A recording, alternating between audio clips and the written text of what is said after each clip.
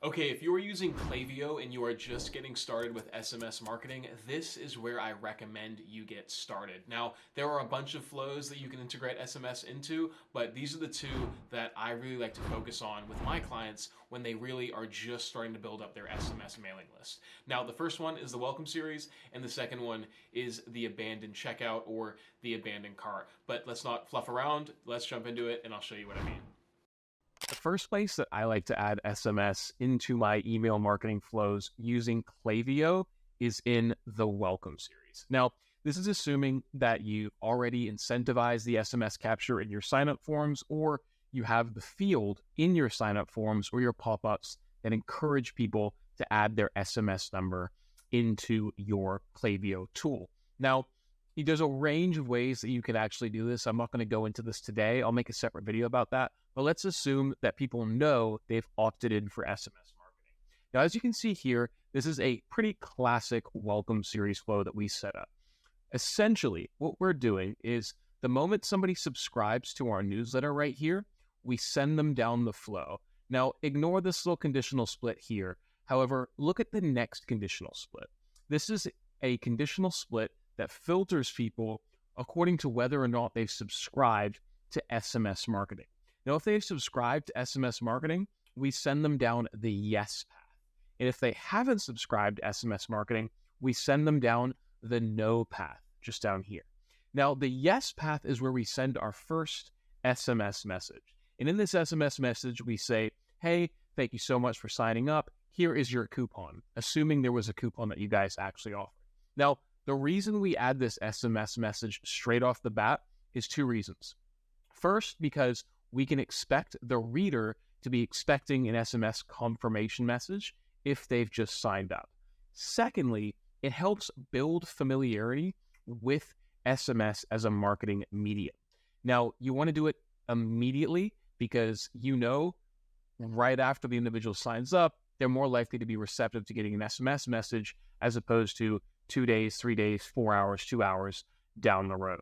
On top of that, we turn off smart sending because we do not need smart sending here because this is a high priority message and it should be going out regardless. Secondly, we also turn off quiet hours. Quiet hours need to be off because this is really an acknowledgement of their subscription. And we don't really need to worry too much about the person being annoyed by us sending an SMS message because they've just opted in to receive it.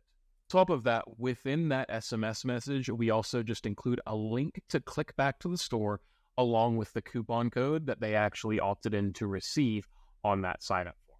Now, moving down the flow, as you can see here, we also have a draft one. This is because we're just in the midst of getting it approved. However, we're going to go ahead and turn this on to live.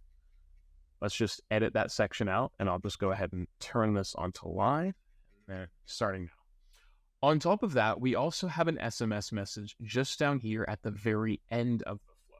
Now, this is a welcome series, and this welcome series is designed to both educate the readers while at the same time encouraging purchases. Now, we have a conditional split right near the end of the welcome series, and this conditional split is as follows.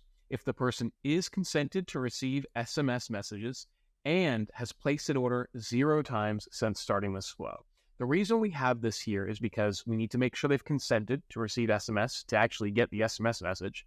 And secondly, we need to make sure they haven't placed an order if, in this SMS message, we are sending them another coupon code or the same coupon code up here that they haven't actually used in the first place. And what we're essentially trying to do here is remind the reader through the use of SMS that they still have a coupon code that they haven't used. And note, this actually comes quite a few days after they've actually initially signed up.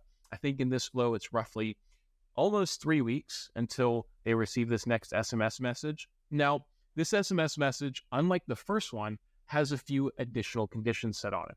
As you can see here, we do have smart sending on, and we do have quiet hours on because the reader's not expecting to get this message, and it is really sales focused. So we just try and dial back how much SMS messages we send when it comes to a sales focus here, especially if we're factoring in SMS from a campaign perspective. Awesome.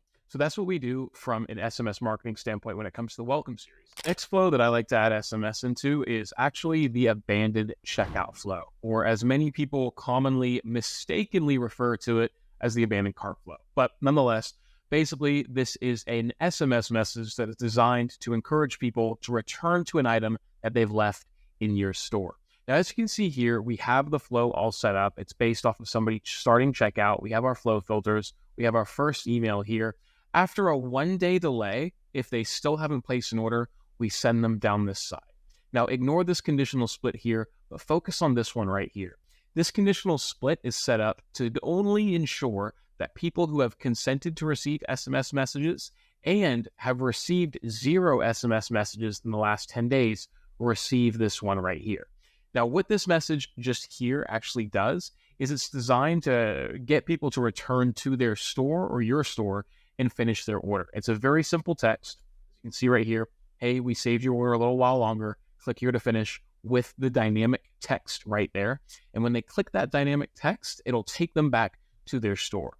Now, we have smart sending on and we have quiet hours on just because we don't really want to be bombarding people with SMS messages, especially if they're considered relatively low priority here. But we also have the conditional split, which filters people out if they've received an SMS message in the last 10 days. And it kind of makes this smart sending condition a bit unnecessary, but it's just best practice to have it. Now, why do we have that 10 days? Personally, I like to be quite scarce with my SMS messages, and I don't like to send more than really 1 or 2 SMS messages a month. So I just add some additional restrictions there. And then after that, they go through the rest of the flow, and we attempt to recover the sale from there. Now, this account is pretty much an example account. It's very low activity on these guys, but nonetheless, you will see some effective delivery. I hope you enjoyed the video. Any questions, let me know. We do a bunch of email marketing for all of our clients. And once again, subscribe if you want to learn some new cool tips and tricks when it comes to email marketing. Thanks. Bye.